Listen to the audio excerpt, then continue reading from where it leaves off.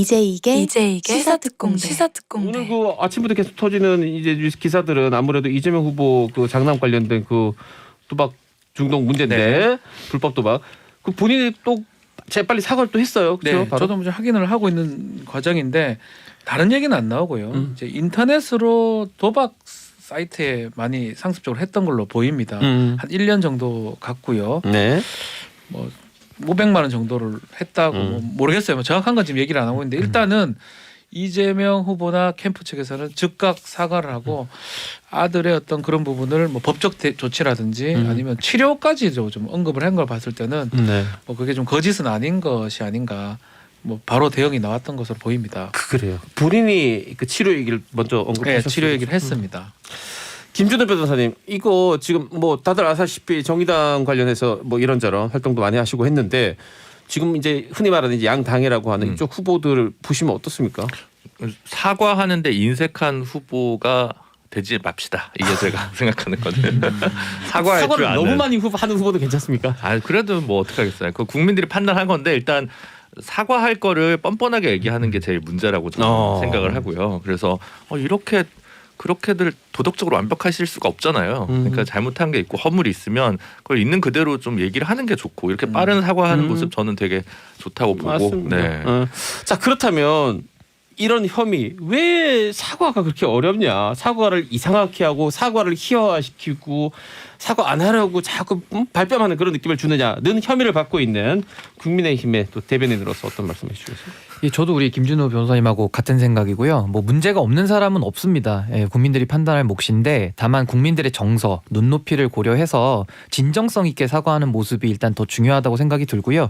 지금 수신제가 치국 평천화라고 하는데 네. 참 수신제가라는 그 앞부분에서 다 모든 후보들이 지금 어려운 상황 아닌가 싶고 국민들의 눈높이를 더 기억해야 된다고 생각을 합니다. 뭐 원론적이지만 네, 맞는 뭐 말이죠. 틀린 거 없는 맞는 네, 말씀입니다. 그렇죠. 네. 근데 이게 수신 제가를 잘해야 이제 치국 평천화를 할 수 있다는 이 단계론적 해석이 있고 진짜로 네. 수신이랑 제가랑 치국이 똑같이 어렵다라는 이제 그 해석이 있거든요. 그러니까 저는 사실 세 개가 다 똑같이 어렵지 이걸 잘해야 뭐 저걸 한다 이렇게 생각하진 않아요. 저도 어릴 때 한무 교과서 배울 때는 후자로 배웠어요. 네. 저희 한무 선생님 굉장히 훌륭하신 분이었거든요. 제가 못해서 그랬지.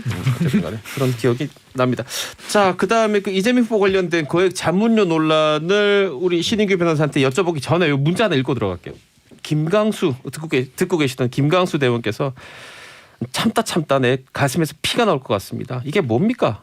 대통령 후보는 왜 다들 이 모양이고 그 식구들은 왜 이 모양이고 지금 방송에서 별거 아닌 것처럼 넘어가는데 이 경력 위조나 도박 중독 이거 다 심각한 거 아닙니까? 라고 했는데 맞습니다. 네, 그렇습니다. 네, 인정합니다. 이거 그냥 웃고 넘어갈 일이 아닌데 이게 좀 이런 일들이 많다 보니까 네. 이것만 계속 얘기할 수는 없어서 화나실 것 같은데 뭐 마찬가지로 저희도 논평을 하는 입장에서 화가 나죠. 뭐 그럼요. 좋을 일은 없습니다. 너무 속상합니다. 저도 아까 네. 일부에서 막 저도 감정이 북받쳐 올랐는데 굉장히 불쾌하죠. 요 네, 며칠째 뭐 계속 그런 당연한 기분입니다. 건 양쪽 당연한 다. 건. 차가운 마음으로 기호 3번 뒤쪽을 찾아보시면 됩니다. 또 이런 또 틈새 시장 꼭 있어요. 보면은 훌륭하십니다. 위기를 기회로 삼으려는 분들이 꼭 있어 살다 보면은.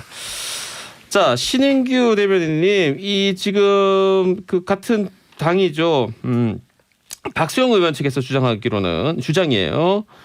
이재명 후보 공직선거법 위반 사건 변호했던 변호인단 중에서 4명 정도가 경기도와 산하기관에서 거액의 자문료 등을 받았다라고 했고 당연히 그쪽 해당 변호사는 또 그게 아니다 정상계약이다라고 했는데 이 입장 먼저 들어보고 박재민 변호사. 네. 예, 일단은 지금 이 박소영 의원님께서 이 고문 변호사 논란을 이제 제기를 한 건데요. 네. 이게 이제 그 본질을 보면 이런 겁니다. 그 이재명 그 후보가 이제 재판을 많이 받지 않았습니까? 그러면서 경기도지사가 또 되면서 이제 고문 변호사를 줄 수 있는 기회가 많이 있습니다. 사실은. 네. 그러면서 이제 이런 이재명 군단이 형성이 된 겁니다. 법조 군단이라고 할 수가 있는데요. 이제 법조인 출신이다 보니까 아무래도 법조 인맥도 많으시고 본인이 법조인이니까. 예, 그렇죠. 네. 예, 그래서 이제 법조 인맥으로서 이게 이제 법조 카르텔 내지는 이권 공동체로 이게 형성이 된 거 아니냐 이런 의혹으로 이게 시작이 된 거고요. 일단은 그 화천대유의 그 고문 변호사 단들하고 그 이재명 후보 개인의 그 변호인단들하고 이 고문 변호사들하고 거의 명단들이 이렇게 많이 겹치는 분들도 많이 있습니다. 사실은. 그래서 의혹은 좀 타당해 보이고요. 일단은 이재명 그 지사께서 당시 이제 경기도지사 시절에 변호사 자문료를 이제 어떤 변호사들한테 굉장히 몰아준 겁니다. 사실 일감 몰아주기 비슷한 형태로 보시면 되겠고요.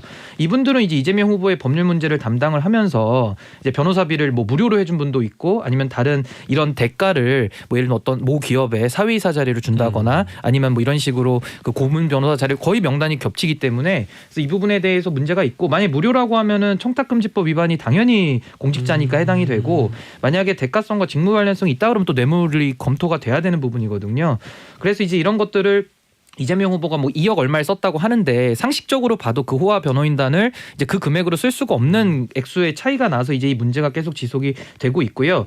특히 이제 박환택 변호사라는 분은 이제 고문료를 5억 이상을 받아서 이제 탑 1위로 이제 그렇게 발표가 됐습니다. 근데 이분은 또 천화동인의 5호 소유주인 정영학 회계사 지금 변호를 또 맡고 있어요. 아이고. 거기다가 또 남욱 변호사가 지금 예보에서 예금보험공사라고 하는데 거기서 이제 그 구상을 10년 동안 연대보증인임에도 불구하고 남욱 변호사한테 아무런 조치를 취하지 않아서 그 이제 보도가 됐었거든요. 이례적인 일이네요. 그건. 예, 그래서 이 부분에 대해서는 이 박 변호사님은 그 예보에 그 고문 변호사 역할도 했다 그래요. 그러니까 이런 것들은 진짜 만약에 문제가 확인이 되면 이 변호사 쌍방 그 대리 금지 원칙에도 위반이 되는 이해충돌 문제까지 또 발생이 됩니다. 그래서 이런 부분들이 지금 다 얽혀 있기 때문에 청취자분들께서 등장인물도 너무 복잡합니다. 많고 예, 예, 너무 예. 복잡해서 좀 어려우시겠지만 하여튼 이권 카르텔이 형성이 됐다 이렇게 쉽게 이해하시면 될 것 자, 같습니다. 박지원 변호사님 네, 다음 들어보겠습니다. 저는 사실은 좀 변호사 업무를 참 지난번에 변론 갖고 이제 또 문제를 삼았었어요.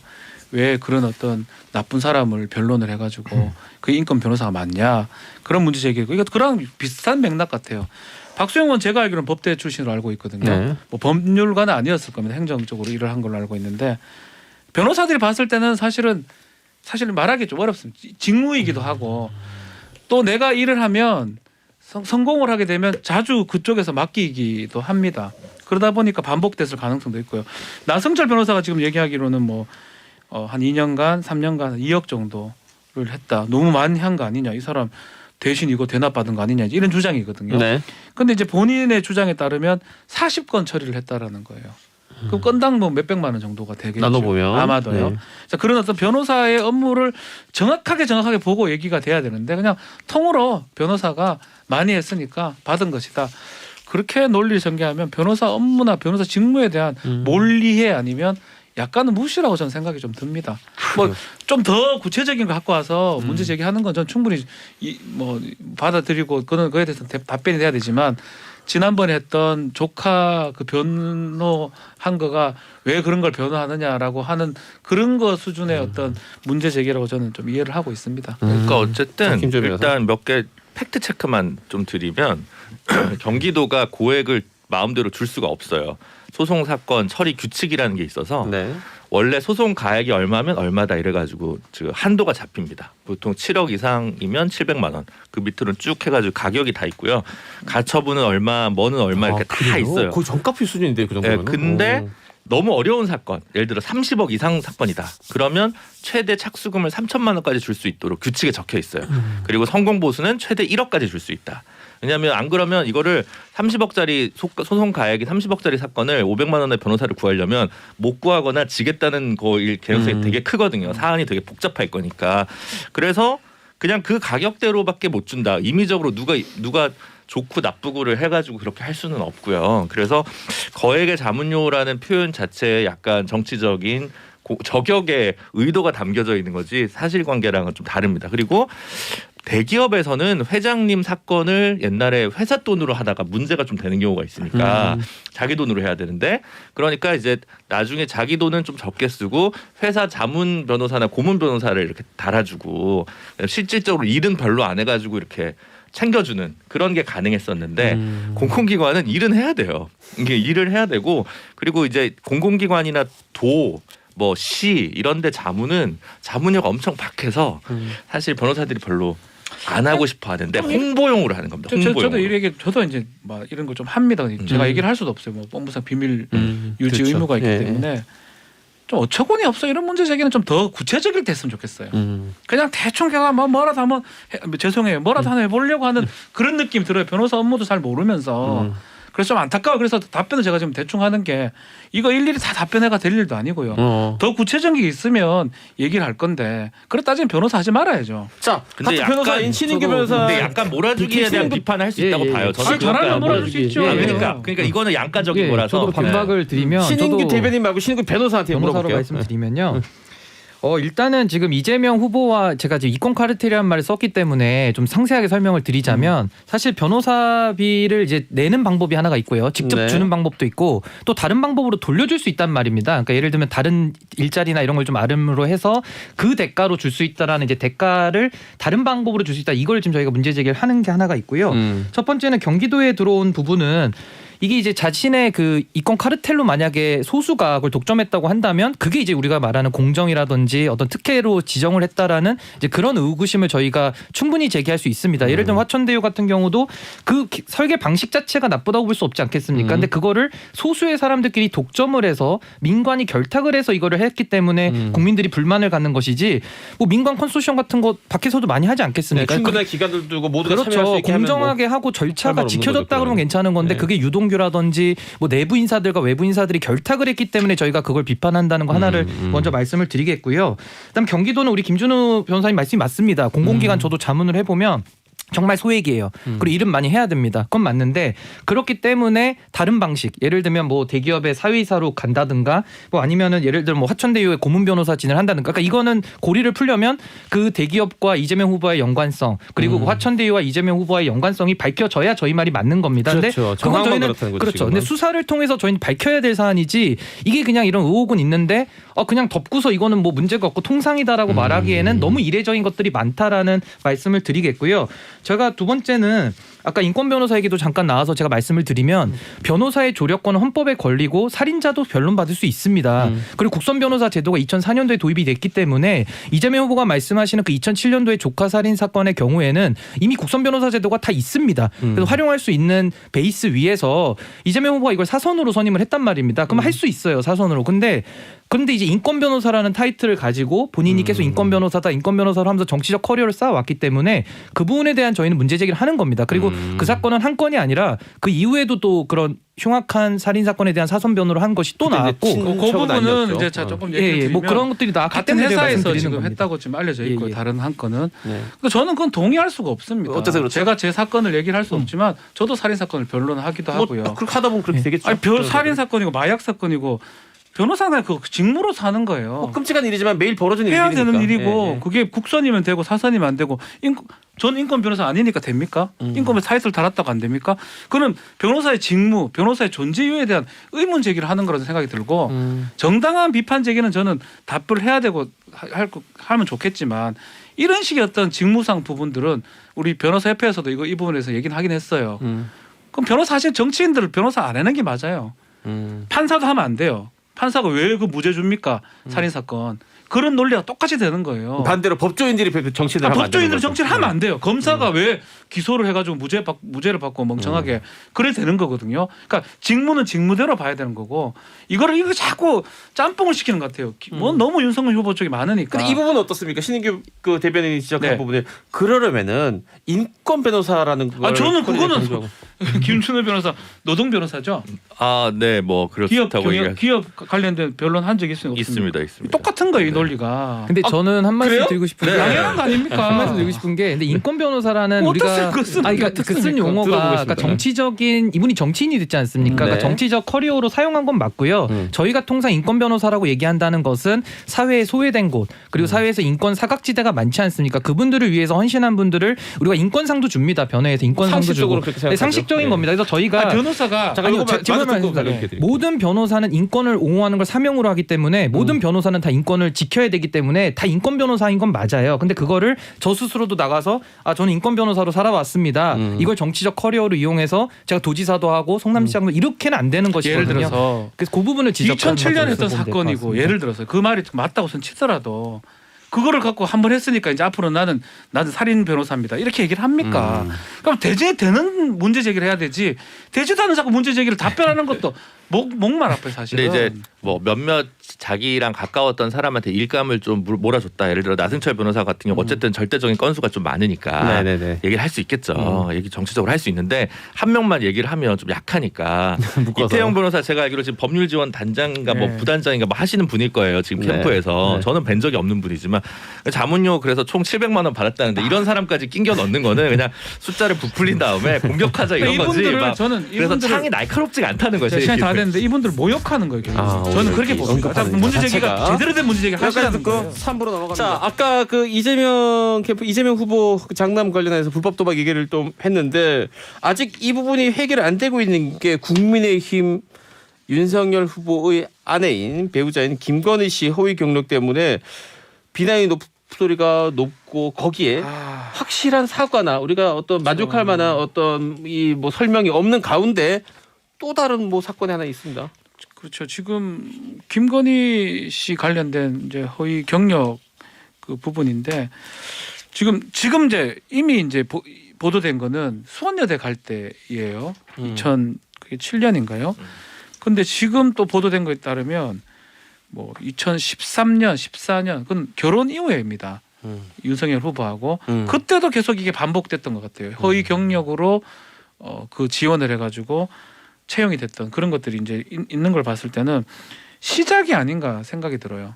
이제껏 모든 지원서를 낼 때 허위로 많은 것을 했고 뭐 2014년 국민대 냈는 것도 마찬가지고요. 거기 보면 학력을 서울대 경영학과 전공 석사 또 학위 증명서도 지금 경영 전문 석사 냈고 또 뭐 하여튼 뭐 이쯤 제가 말하기도 그런데 많네요. 너무 많이 냈는데 그거 많네요. 서울대 경영학과는 아니잖아요. 그렇죠. 일반 대학원 저기 뭐야. 경영학과 석사랑 그걸 뭐라 전문 하죠? 대학원 MBA랑 과정이 다르죠? 틀린 건데 MBA를 나오셨는데 일반 이거를 대학원에 나온 제가 것처럼 이제 기술했다는 이거를 저도 거죠. 가만 생각해 보니까 이거 최고 고위 과정 그런 거잖아요. 아니, 다른 거 그거는 다른 건가요? 아니고. 그거하고 좀 달라요. 그건 하여튼 아니- 어쨌든 간에 서울대 경영학과는 일반 대학원을 말하는 건데 네. 그것을 지금 기재를 해가지고 전문 석사를 지금 얘기를 했는데 하여튼 시작인 것 같고 더 많은 것들이 지금 나오지 않을까 이렇게 생각이 듭니다. 게임산업협회가 설립되기 전부터 거기서 근무했다고 이제 증빙 사료를 낸 것도 있는 것 같고요. 가지수가 뭐 많았습니다. 너무 많아요. 너무 많아요. 신은규 대변인님. 이거 많아서 뭐 답변 좀 네, 부탁드립니다. 뭐 아주 여러 가지예요. 신은규 답변을 대변인님. 드려야 되고요. 어떻게 해야 됩니까 이거? 일단은 저는 결혼 전후를 나눠서 보는 건 저는 잘못이라고 생각합니다. 왜냐하면 아하. 결혼 전에도 이건 잘못된 것이고 결혼 후에도 잘못된 것이기 근데 그 때문에. 나누는 거를 윤석열 후보 캠프 측에서 예, 나왔어요. 근데 저는 그런 프레임으로 가서는 안 된다고 봅니다. 계속 예. 이 친구 당성이 부족한 게 아니나 안 된다고 문자가. 보고. 야망이 크네요 지금. 그리고 저는 또 하나 말씀드리고 싶은 건 이건 사실 도덕성의 문제라기보다는 이제 공소시효는 지났지만 사실 만약에 공소시효가 살아 있었더라면 이거는 이제 뭐 처벌의 가능성도 굉장히 높은 사안이기 때문에 가볍게 보면 안 된다고 보고요. 이제 업무 방해 같은 게 될 수가 있습니다, 사실은. 그리고 공정과 상식이라는 걸 저희가 지금 추구하고 있기 때문에 그 공정과 상식, 공정이라는 건 당연히 이거는 뭐 허위 경력이 맞으니까 네. 그분이 문제가 될 수 있고 상식이라는 건 국민 눈높이인데 국민 눈높이랑은 너무 동떨어져 있는 것이죠. 우리가 보통 저도 마찬가지입니다만 누가 주변에서 제 경력을 막 물어보고 이럴 때도 사실 거짓말로 말하기 참 어렵습니다. 민망해서 못 그러니까 그러죠. 친구끼리도 민망해서. 그래요. 예, 그런데 이거는 공적으로 이제 어떤 뭐 교수직이라든지 어떤 경력을 활용함에 있어서 이런 거짓이 만약에 들어갔다고 한다면 이거는 이제 굉장히 심각한 문제라고 저는 생각을 하기 때문에 이거는 저희가 가장 주의해야 될 점은 그 내로남불 프레임을 조심해야 된다고 저는 생각합니다. 그러니까 저희가 기준을 한번 세웠으면 사실 민주당에 대해서 저희가 늘 불만이었던 게 그거거든요. 항상 우리 편에 대한 것은 너무 엄격하고 자신들의 편에 대해서는 너무 관대한 이런 것들이 저희가 항상 분노였고 국민들의 그 분노 지점은 거기 있던 겁니다. 그래서 저는 이 부분에 대해서는 당사자가 해명을 하고 당사자가 사과를 하는 것이 저는 맞다고 보고요. 윤석열 후보는 본인 문제는 아닙니다. 그건 맞습니다만 배우자 문제 그리고 가족의 사생활도 일정 부분은 공적 그 검증 대상이 되기 때문에 이분에 대해 정치적 책임을 져야 되는 것이고 국민들의 평가를 받아야 된다. 저는 그렇게 생각합니다. 그러면 라고 박지훈 변호사가 얘기한 줄 알았는데 제가 얘기한 것 대변인이 같아요. 얘기했네요. 제 대본이 마음- 유출됐어 제 대본이. 마음하고 너무 유사해서 그러면 그 정치적 책임이 과연 뭐가 될지가 저는 궁금하기도 뭐라고 해요. 생각하십니까? 그 정치적 정치인으로서. 책임이라는 건 이런 것이죠. 예를 들면 저희도 이재명 후보에 대해서 물론 마음 같아서는 사퇴했으면 좋겠을 정도의 도덕적 흠결이 있지만 저희가 뭐 사퇴라라는 말을 어차피 해도 듣질 않기 때문에 그럴 의미 가능성이 없어서 안 거의 합니다. 없죠. 그러니까 예. 안 하고 저희는 이재명 후보를 안 뽑는 겁니다. 그게 정치적 심판이고요. 윤석열 후보도 마찬가지죠. 출마를 했고 배우자에 대한 이런 문제들이 있습니다. 그럼 이 부분에 대해서는 소상하게 알리고 소상하게 이 부분은 사죄를 하고 국민들이 이건 표로서 심판을 하는 것이거든요. 근데 저는 이제 항상 우려되는 건 그겁니다. 아까 김준호 변호사님 말씀하신 것처럼 잘못은 누구나 다 할 수 있고 털어서 먼지 안 나는 사람은 없습니다. 근데 그거에 대했을 때 드러났을 때 어떤 스탠스로 그 사죄를 하고 어떤 진정성을 가지고 국민들께 나아가느냐가 더 중요한 것이거든요. 그래서 저는 그 부분이 좀 많이 부족하기 때문에 저는 당 내에 있지만 당 내에서도 저는 이런 목소리를 내야 되는 것이고 어떤 정말 그 내로남불 프레임만큼은 저희 2030 세대들이나 지금 대한민국 중도에 있는 분들은 이거 절대 용납할 수 없는 부분이거든요. 이것도 제가 얘기 같아서 공감이 상당히 가는데 두 가지 정도만 조금 질문 아닌 질문을 모르겠어요. 제가 신 대변인한테 이거 신 변호사 분위기 좋습니다. 아니, 확실히 저 TH기하고 좀 다르죠 느낌이. 질문들이 이렇게 TH 같으면 어쩌라고요? 저는 모르거든요. 이렇게 할 것 같은데. 관심 없네. 예, 그렇게 하는데 하여튼 뭐 제가 하고 싶은 말씀을 하셔가지고 뭐 그거에 대해서 제가 반박할 건 없는데 저 요 부분을 꼭 질문을 꼭 드리고 싶어요. 두 가지인데 본인이 지금 기소했던 것들이 많잖아요. 정말 뭐 거론하고 싶지도 않은데 조국이나 조민 씨, 정경심 교수 그 사건 더 나아가서 최강욱 후보 사건 다 똑같아요. 가장이 이런 것들로 예컨대 업무방해죄라든지 그걸로 마지막 날에 조사도 안 하고 그냥 기소까지 지시를 해서 기소를 했던 상황이라면 부분이니까 뭐 괜찮다 이게 전부는 허위가 아니다 이런 해명했던 거 뒤늦게 좀 바뀌긴 했지만 그런 측면 또 하나 더 얘기하고 싶은 게 신장화 사건을 본인이 수사를 했었어요 예전에. 아 그건 몰랐네요. 예, 그랬어요? 신장화 사건 주임 검사였습니다. 그 당시에도 똑같았어요. 신장화 학명 위조 이런 거 했다 해가지고 구속까지 시켜서 실형이 났었죠. 변양균 정책실장이. 예, 맞습니다. 그렇다면 그런 사건을 본인이 처리한 입장으로 그런 잣대로 자신의 가족이나 배우자를 바라보는 게 그게 결혼 후든 결혼 전이든 그렇게 돼야 되는데 과연 그런 게 맞는지 질문을 꼭 드리고 싶네요. 자 이런 정당성에 대해서는 이것도 이중잣대를 지적한 거거든요. 얼마 전까지 검찰총장이셨으니까 그 전에는 중수부장이셨고. 똑같아요. 신기하게 어떻게 부메랑이 됐어요. 자기가 했던 들어봅시다. 수사랑 똑같이 돼버렸어요. 부메랑이 됐다기보다 그러니까 저는 이렇게 바라보고 있는데요. 지금 그 민주당이 잘한 거 저는 하나 칭찬하고 싶은 거 이런 겁니다. 민주당 잘한 점은 적폐 수사를 했습니다. 적폐 수사를 해서 우리나라 공직자들의 청렴성의 기준을 상당히 높여놨거든요. 그게 뭐 경제적 공동체설이라든지 뭐 묵시적 그런 청탁이라든지 이런 것들로 굉장히 도덕적인 그 기준을 법적인 수준으로 상향으로 올려놨습니다. 그래서 이 부분은 아마 이제 대한민국의 계속 표준이 될 겁니다. 문재인 정부도 적용이 되고 만약 윤석열 정부가 창출된다면 윤석열 정부에도 적용이 동일하게 될 것입니다. 그래서 이 부분은 민주당이 잘했다고 저는 보고요. 그러니까 긍정적인 면만 뽑으면 그렇습니다. 윤석열 후보도 마찬가지죠. 공정과 상식 그걸로써 그런 수사를 했습니다. 그러면 그걸로써 기준을 높여놨거든요. 그 기준은 윤석열 후보를 포함한 대한민국 모두에게 적용이 되는 것입니다. 그래서 이 부분에 대해서는 뭐 변명의 여지가 없고요. 이 부분에 대해서는 사실 똑같은 맥락으로 보입니다. 사실 뭐 그것이 이제 제일 안 좋은 변명이 그런 거죠. 뭐 입시와 뭐 교수 채용은 다르다. 이건 뭐 말도 안 되는 변명인 것이고 기준을 둘 다 높여놨기 때문에 대한민국 전체적으로는 이제 어느 정도 도덕성이 법적인 기준으로 들어왔기 때문에 높아졌던 거는 긍정적이지만 이거를 또 우리는 당신들과 다르다라는 식으로 내로남불 논리로 쓴다 그러면 그건 또 비판을 받겠죠. 저는 그거 동의할 수 없습니다. 알겠습니다. 자 1분 남았으니까 오늘 두 분 말씀하셨으니까. 공감이 되는 얘기를 해가 뭐 할 말이 그렇죠. 근데 좀 방송도 다 똑같은 얘기 한다고 생각하지 말고 좀 들으세요. 제가 몇 주 전부터 김건희 씨 언제 등판할 거야 그러면 사과로 시작하는 게 제일 좋습니다라고 계속 얘기를 했는데 안 듣는 것 같아요. 아하. 그냥 처음 등판할 때부터 학력 위조나 여러 가지 불민했던 점들에 대해서 사과드리고 앞으로 조신하게 뭐 잘 살겠습니다. 이렇게 시작을 등판을 먼저 선제적으로 해야 되는데 그냥 아니다 하다가 또 이런 식으로 사과를 하면 사과를 해도 뒷맛이 개운치가 않다. 이건 이제 정무적인 판단을 얘기하는 그렇죠. 거죠. 네, 정무적으로는 그렇다는 말씀입니다. 제가 또 이제 겸임교원 뭐 이거 그렇게 뽑는 거 아니다 뭐 이런 식으로 윤석열 후보 이렇게 얘기하는 그런 거 되게 아재적인 또 저희 또 연세대 로스쿨 겸임교원 아니겠습니까 제가 같은 겸임교원으로서 상당히 불쾌합니다. 아까 제가 오프닝에서 얘기했지만 같은 거예요. 그 이재명 후보 그 장남 같은 경우도 액수가 무슨 몇 억을 한 것도 아니고 그렇게 크지 않다 이렇게 말하는 것도 지금 이 김건희 씨가 별거 아니라는 것처럼 똑같은 맞습니다. 거고 양쪽 다. 저도 교민교수 지원해서 떨어졌던 경험이 있습니다. 떨어졌다. 사실 속상합니다.